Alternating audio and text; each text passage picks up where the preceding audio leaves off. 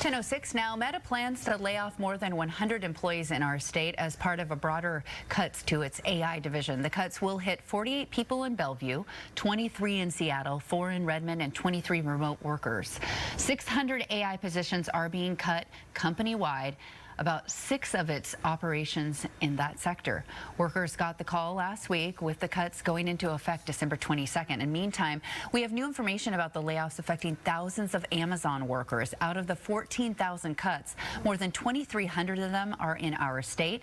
Amazon calls it an organizational changing, saying it's wanting to reduce bureaucracy and excessive managers and replace them with AI. Amazon has 350,000 corporate employees, so 14,000 layoffs represents less than 5% of the corporate workforce. And joining us now with more on the impacts is John Boyd with the consulting and research group, the Boyd Company. John, thanks for being here this morning to chat about this.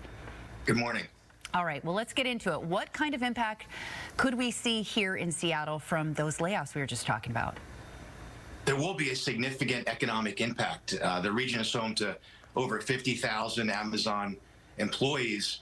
And you think about the role that AI and robotics have played, particularly with respect to fulfillment centers and warehouses.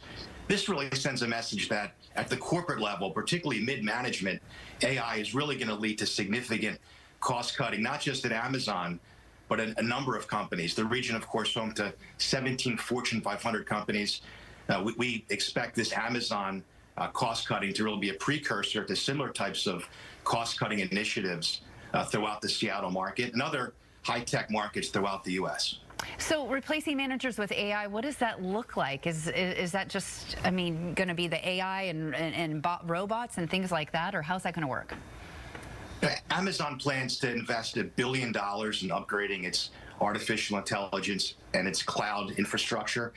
So by eliminating a lot of redundant corporate positions, a lot of administrative workers, things in HR, communications, customer service, that'll free up resources to do some of the operations efficiency initiatives with artificial intelligence. Of course, more robotics at the warehouse and fulfillment level, but streamlining corporate functions to be more profitable, to be more efficient.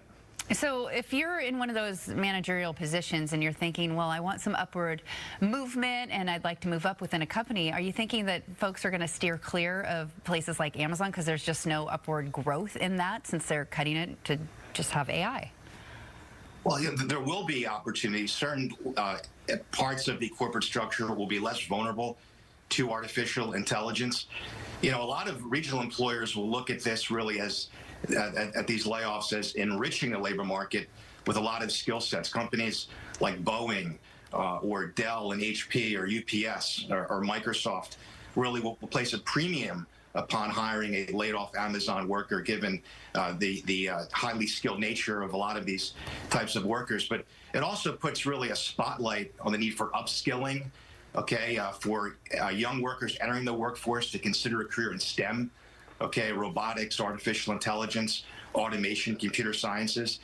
And it also signals to cities to be competitive.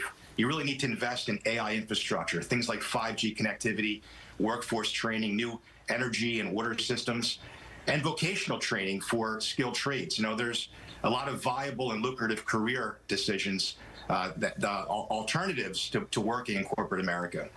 Well, so this is the way of the future, but a 2009 study found that one Boeing job supports almost 3 other jobs in Western Washington. Is Amazon the new Boeing? Will this have a ripple effect across other industries in our area specifically?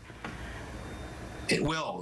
The robots are coming, and the goal here is to really find a way to monetize how AI is really revolutionizing every part of our economy, from healthcare to transportation, to the banking and financial services to defense.